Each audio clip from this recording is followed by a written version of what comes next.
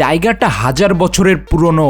জঙ্গলের সব বানররা মিলে একটা ছেলেকে সেখানে ধরে এনেছে। এখানে একটা মন্দির ছিল। ভিতরে যেতে ছেলেটা যা দেখলো তাতে তার পুরো শরীর হিম হয়ে আসলো। কয়েকশো ফুট উঁচু লম্বা একটা বানর, যেটা সাধারণ বানরের থেকেও 100 গুণ বড়। এটা ছিল বানরদের রাজা, যেই ছোট ছেলেটাকে অপহরণ করিয়েছে। বানরটা এই ছেলের কাছে আগুনের মশাল চাই, যেহেতু সে মানুষ। আগুন কিভাবে ধরাতে হয় তা শুধু মানুষেরাই জানে। জঙ্গলের যার কাছে আগুন থাকবে সেই সব থেকে শক্তিশালী। ছেলেটা বানরকে মিথ্যে বলে সে আগুন ধরাতে পারে না, কিন্তু আগুন না জ্বালালে বানর রাজা তাকে কখনোই ছাড়বে না। এই সময় ছেলের বন্ধু একটা ভাল্লুক আর কালো চিতাবাঘ তারা তাকে বাঁচাতে আসে। ভাল্লুক এখানে সব বানরদের সাথে ঝামেলা করে, সবার মনোযোগ তার দিকে নেয়। এই সময় কালো চিতা ছেলেটাকে নিয়ে পালিয়ে যায়। একটা বানর সেটা আবার দেখে ফেলে। রাজার আদেশে সবাই তাকে ধরতে যায়। যে রাজা 1000 বছর ধরে একটা জায়গায় বসে আছে, আজ প্রথম সেই ছেলেকে ধরতে জায়গা থেকে ওঠে।